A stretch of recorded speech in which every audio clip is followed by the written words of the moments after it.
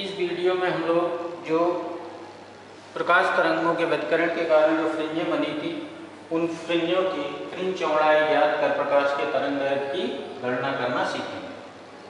तो हम लोगों ने देखा कि यंग केंद्रित रेखा क्षेत्र प्रयोग में एक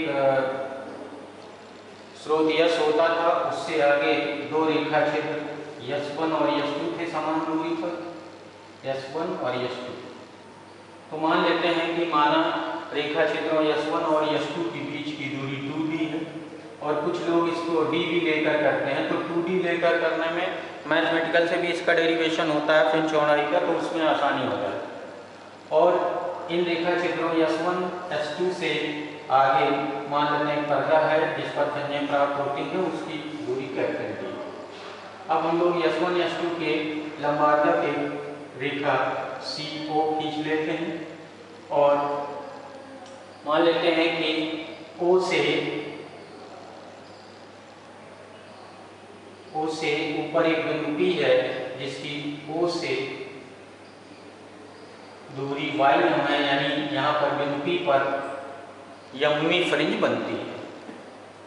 तो बिंदु P पर जो यमुनी फ्रिंज बनती है, उस बिंदु P पर अब दोनों प्रकाश स्रोतों से चलने वाली तरंगें P पर जब पहुंचेंगी तो अलग अलग दूरी तय करके पहुंचती हैं। तो यश1 से चलने वाली तरंग यश1p दूरी और यश2 से चलने वाली तरंग यश2p दूरी तय कर पहुंचती है। इस प्रकार जब बिंदु P पर दोनों तरंगें पहुंचती हैं तो इनके बीच पथांतर के कारण कलांतर उत्पन्न हो जाता है और बिंदु P पर दीप्त या अदीप्त फ्रिंज का बनना इन्हीं दोनों तरंगों के बीच पथांतर पर निर्भर करता है। तो अब हम लोग देखते हैं कब P पर दीप्त फ्रिंज बनेगी और कब P पर अदीप्त फ्रिंज बनेगी। तो मान लेते हैं P पर कोई यमुनी फ्रिंज बन रही है, तो इसके लिए हम लोग बिंदु P पर पहुंचने वाली तरंगों के बीच का पथांतर ज्ञात करने के लिए यश1 की त्रिज्या का एक हम लोग चाप यहाँ लगाते हैं, यानी मान लेते हैं A पर काटता है तो हम यश1 से A को मिला देते हैं ऐसे, तो ये दोनों लेंथ समान हो जाती है। तो इस प्रकार ये जो यश2A आता है ये दोनों का पथांतर कहलाता है, यानी यश2 तरंग यश2 ये दूरी अधिक तय करती है यश1 की दूरी से। अब हम लोग यश2A निकालें पथांतर और उसी पथांतर के आधार पर हम लोग P पर पहुंचने वाली तरंगों के बीच कलांतर ज्ञात करके कलांतर समझकर और फ्रिंज की स्थिति को बताएंगे कि दीप्त बनेगी या दीप्त। तो यश2A निकालने के लिए हम लोग यहाँ से C को डॉट डॉट कर बिंदु P से मिला देते हैं और मान लेते हैं ये कोण थीटा है तो ये भी कोण थीटा बनेगा, ये 90 अंश और ये 90 अंश। तो ये दोनों जो त्रिभुज होते हैं वो समरूप त्रिभुज होते हैं। तो त्रिभुज यश1 H2A व त्रिभुज CPO समरूप, तो इन दोनों त्रिभुजों को समरूप ले लेते हैं। तो समरूप त्रिभुजों में भुजाओं का अनुपात बराबर कर दिया जाता है। तो यहाँ पर यश1 यश2 से यश2A जिसका हम पथांतर निकालना चाहते हैं, तो यश2A बटे यश1 यश2 और बराबर उसमें हो जाएगा, इसका लंब हो जाएगा ये PO या OP कह लीजिए और बटे उसका विकर्ण हो जाएगा CP। तो इस तरह से आ जाएगा। अब यहाँ पर जो यश2P माइनस यश1P है ये पथांतर डेल्टा x कहलाता है, जो कि यहाँ पर यश2A के बराबर है। तो हम लोग यश2A निकालेंगे। तो यश2A निकालने के लिए हम लोग कर देंगे यश2A बराबर हो जाएगा OP। OP की जगह हम लोग YM लिख सकते हैं, यमुनी फ्रिंज की स्थिति। तो YM हो गया और CP की जगह पर हम लोग यदि हम बिंदु P को O के निकट मान लें तो CP का मान लगभग CO के बराबर होगा, अर्थात कैपिटल D पर्दे की दूरी के बराबर होगा। तो कैपिटल D यहाँ पर लिख लेते हैं, तो ये आ जाएगा कैपिटल D और यश1 यश2 यहाँ आ जाएगा। तो यश1 यश2 की जगह हम लोग 2D लिख लेंगे, तो यहाँ 2D लिख लेंगे इस तरह से। तो इस तरह से हम लोगों का बिंदु P पर पहुँचने वाली तरंगों के बीच पथांतर प्राप्त हो जाता है। तो ये कहलाता है बिंदु P पर पहुँचने वाली तरंगों के बीच पथांतर। अब हम इसी पथांतर के आधार पर बिंदु P पर दीप्त या अदीप्त फ्रिंज बनने की व्याख्या करेंगे। तो पहले हम लोग दीप्त फ्रिंज के लिए समझते हैं कि कब M पर दीप्त फ्रिंज बनेगी। तो दीप्त तो P पर देखते हैं कि कब दीप्त फ्रिंज बनेगी। तो हम लोग जानते हैं कि जब किसी स्थान पर मिलने वाली दो तरंगों के बीच पथांतर यानी जो डेल्टा एक्स होता है यहाँ पर S2A कहा जाएगा, वो 0 lambda 2 lambda 3 lambda and dot dot m lambda है। m लैम्डा का पूर्ण गुणज है, तो बिंदु P पर दोनों तरंगें समान कला में मिलेंगे और P पर सदैव तीव्रता अधिकतम होगी और दीप्त फ्रिंज प्राप्त होगी। तो P पर दीप्त फ्रिंज बनने के लिए S2A का मान 0 लैम्डा 2 लैम्डा 3 लैम्डा के यानी लैम्डा के पूर्ण गुणज होना चाहिए। तो इस स्थिति में हम लोग जो S2A की जगह लिखेंगे, S2A की जगह लिखेंगे m लैम्डा, तो m लैम्डा बराबर हो जाएगा आपका, और वहाँ कैपिटल D अपॉन 2D था, sorry 2D upon capital D था, 2D upon capital D into Ym। तो यमुनी फ्रिंज की स्थिति, यमुनी दीप्त फ्रिंज की स्थिति यहाँ से मिल जाएगी। तो Ym बराबर हो जाता है कैपिटल D अपॉन 2D और इंटू m लैम्डा, तो m यहाँ लिख लीजिए, लैम्डा यहाँ, तो ये आ जाएगा दीप्त फ्रिंज की स्थिति। यहाँ पर m बराबर 0 रखने पर पहले दीप्त फ्रिंज की बातें होती हैं, तो m बराबर 0 का मतलब है वो बिंदु के लिए तो S1 से चलने वाली और S2 से चलने वाली जो प्रकाश तरंगें हैं, जब वो पर पहुँचती हैं तो दोनों समान दूरी तय कर पहुँचती हैं, अतः वो पर सदैव समान कला में मिलती हैं, अर्थात पथांतर 0 होता है, इसलिए वो पर सदैव दीप्त फ्रिंज ही प्राप्त होती है, जिसको केंद्रीय दीप्त फ्रिंज कहा जाता है। तो अब हम P पर जो दीप्त फ्रिंज अब ये स्थिति मिल रही है वो केंद्रीय दीप्त फ्रिंज से स्थिति कही जाती है। तो P पर बनने वाली फ्रिंज की केंद्रीय दीप्त फ्रिंज से दूरी या केंद्रीय दीप्त फ्रिंज से अगली दीप्त फ्रिंज की जो स्थिति है Ym को m बराबर d लैम्डा बाई 2d रख लेते हैं।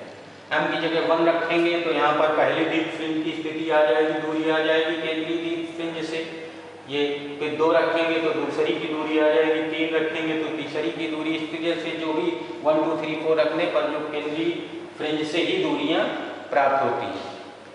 अब हम लोग अदीप्त फ्रिंज बनने की बात करें, तो अदीप्त फ्रिंज के लिए P पर अदीप्त फ्रिंज बनने के लिए अब यहाँ पर अदीप्त कर देंगे अदीप्त फ्रिंज। तो अदीप्त फ्रिंज के लिए जो S2A का मान होगा वो जो पथांतर होता है 2 लैम्डा बाई 2 या 3 लैम्डा बाई 2 या 5 लैम्डा बाई 2 और dot dot dot 2m minus 1 lambda by 2, अर्थात लैम्डा बाई 2 का विषम गुणज होता है। और यदि हम इसको अंदर कर लेंगे तो m 2 कट जाएंगे, m माइनस, या ऐसे भी लिख सकते हैं इसको m माइनस हाफ लैम्डा। तो इस तरह से जब S2A का मान m माइनस 1 बाई 2 लैम्डा के बराबर होगा तो बिंदु P पर अदीप्त फ्रिंज प्राप्त होगी, अर्थात दोनों तरंगें विपरीत कला में पहुंचेंगे। तो अदीप्त फ्रिंज के लिए S2A का मान इतना तो लिखेंगे m minus half into lambda बराबर आ जाएगा आपका, वहाँ पर था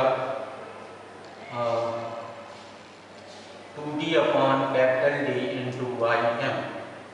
तो Ym बराबर आ जाएगा m minus half capital D lambda upon 2D। तो ये आ जाएगी केंद्रीय दीप्त फ्रिंज से किसी यमुनी अदीप्त फ्रिंज की स्थिति आ जाएगी, यानी दूरी आ जाएगी, ये Ym निकाल रहे हैं।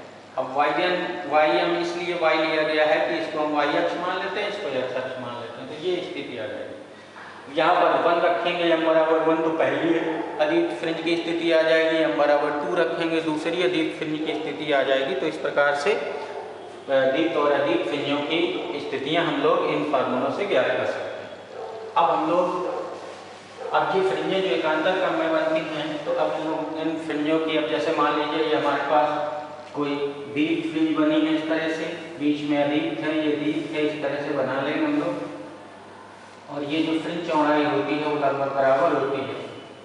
तो अब हम लोग फ्रिंज चौड़ाई नापेंगे, तो फ्रिंज चौड़ाई नापने का 2 तरीका है, या तो हम लोग ऐसे नाप लेते हैं बीच की ये डिस्टेंस, या फिर इसके मिड से इसके मिड तक की ये डिस्टेंस ले लेते हैं, तो इसको फ्रिंज चौड़ाई कहते हैं। अगर हम बीटा से लिखें तो ये बीटा फ्रिंज चौड़ाई कहते हैं। अब ये जो फ्रिंज चौड़ाई है ये अदीप्त फ्रिंज की कहलाएगी, और अगर हम इसको ले लें तो अदीप्त फ्रिंज की चौड़ाई कहेंगे। और यदि हम इन दोनों के बीच की ये वाली डिस्टेंस ले लें यहाँ से लेकर यहाँ तक की, तो इसको हम लोग दीप्त फ्रिंज की चौड़ाई कहेंगे। तो अब हम लोग चाहे दीप्त फ्रिंज की चौड़ाई निकालें या अदीप्त दीप्त फ्रिंज की चौड़ाई दोनों बराबर निकलती हैं, दोनों को देखते हैं। तो पहले हम लोग दीप्त फ्रिंज की चौड़ाई देखते हैं।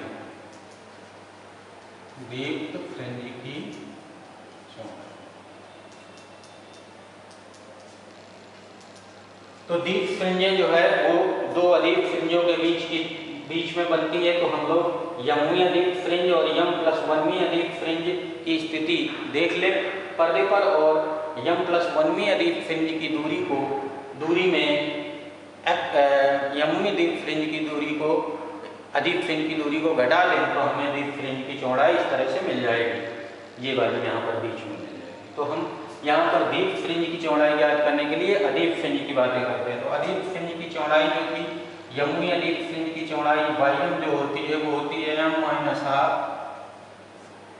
लैम्डा और कैपिटल D अपॉन 2D, ये होती है। तो ये यमवी की हो गई। अब उसके आगे यम प्लस वनवी की निकालें, तो यम प्लस वनवी अदीप्त फ्रिंज की चौड़ाई, तो यम की जगह पर हम यम प्लस वन लिख देंगे, तो M plus one minus half lambda D upon 2D आ जाएगा। अब हम लोग यदि हम इस स्थिति को यानी यम प्लस वनवी वाली यहाँ पर कहीं बनेगी जाके, ये मान लीजिए यहाँ पर वाई एम प्लस वनवी कोई यदि फ्रिंज बन रही है, तो इसमें से अगर हम यम वाई एम को घटा देंगे तो बीच की डिस्टेंस निकल आएगी जो कि दीप्त फ्रिंज की चौड़ाई कहलाएगी।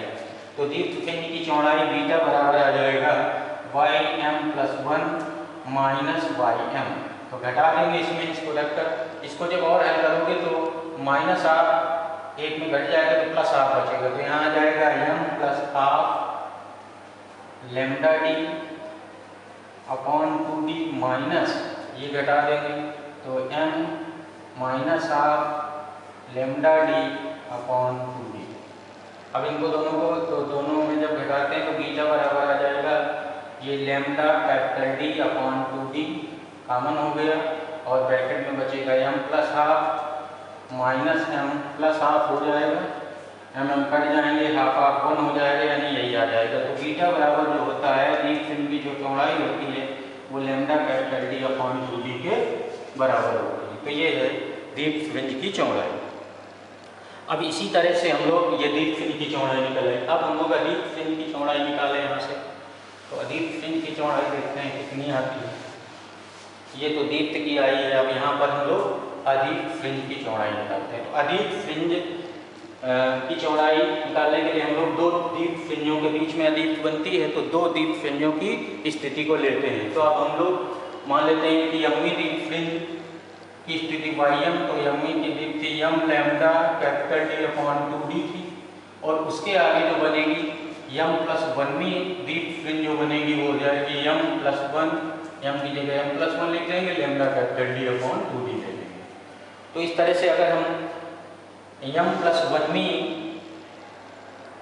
दीप्त फ्रिंज की स्थिति में यमवी दीप्त फ्रिंज की स्थिति को घटा दें तो अदीप्त फ्रिंज की चौड़ाई निकल आएगी। तो अदीप्त फ्रिंज की चौड़ाई बीटा डैश मान लीजिए, तो बीटा डैश आ जाएगा y m plus one minus y m, और इसको हम घटा देंगे मान रखकर, तो यहाँ आ जाएगा m plus one lambda capital D upon 2D आ जाएगा, और minus m lambda D upon 2D आ जाएगा। तो यहाँ पर कॉमन हो गया, तो बीटा डैश बराबर आ जाएगा लैम्डा D अपॉन 2D, और ब्रैकेट में आएगा m plus one minus m, तो ये m कट जाएंगे, यानी फिर से आ जाएगा बीटा डैश बराबर लैम्डा D अपॉन 2D, जो कि बीटा के बराबर है, अर्थात दोनों की चौड़ाई बराबर होती है। इस प्रकार से दीप्त फ्रिंज और अदीप्त फ्रिंज की चौड़ाई बराबर होती है और दोनों की एकांतर क्रम में पाई जाती है।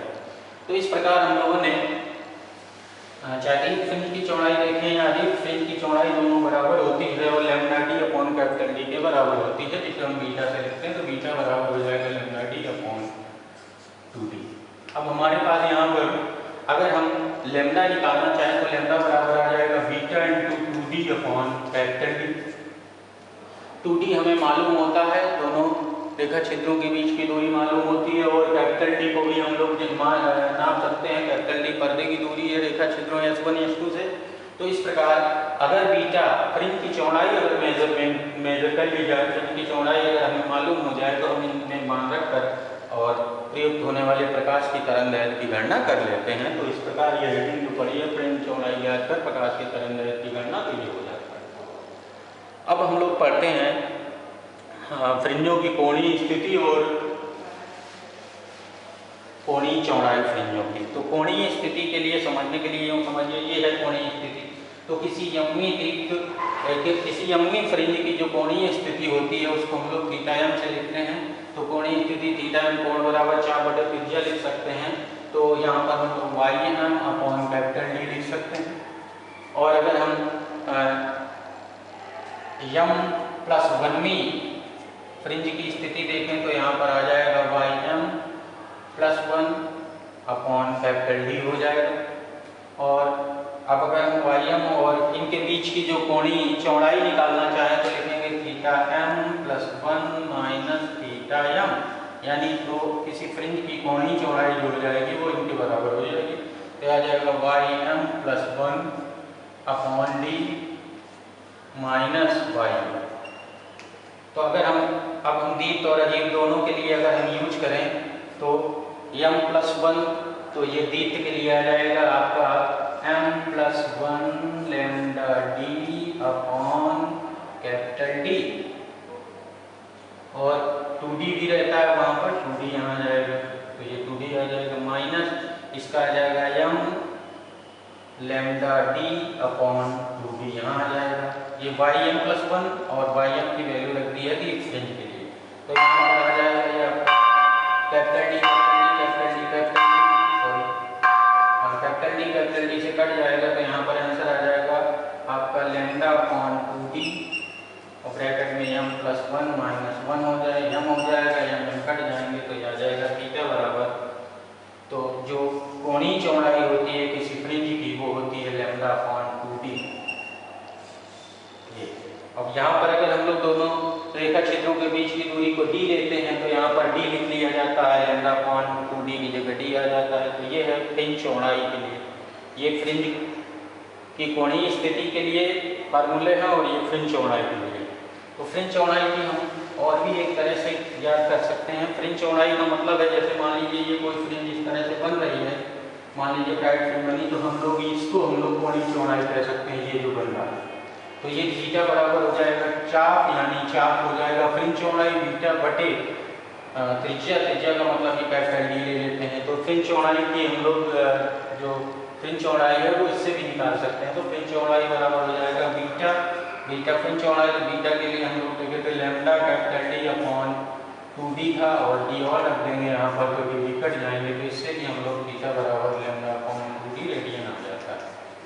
तो ये फ्रिंज चौड़ाई हो जाती है। तो इस प्रकार से हम लोग यंग के द्विक रेखा क्षेत्र प्रयोग में जो फ्रिंजें बन रही थी उनकी चौड़ाई नाप कर तरंगायत की गणना कर सकते हैं और कोणीय स्थितियाँ उनकी और कोणीय चौड़ाई फ्रिंजों की ज्ञात कर सकते हैं। कोणीय चौड़ाई के लिए लैम्डा बाई 2d हो जाता है और कोणीय स्थिति के लिए वाई एम, यानी यंगी द्वीप फ्रिंज की केंद्रीय द्वीप, यंगी फ्रिंज की केंद्रीय फ्रिंज से केंद्रीय द्वीप फ्रिंज से दूरी बटे पर्दे की दूरी को रखकर हम लोग कोणीय स्थिति की गणना कर सकते हैं। तो इस तरह से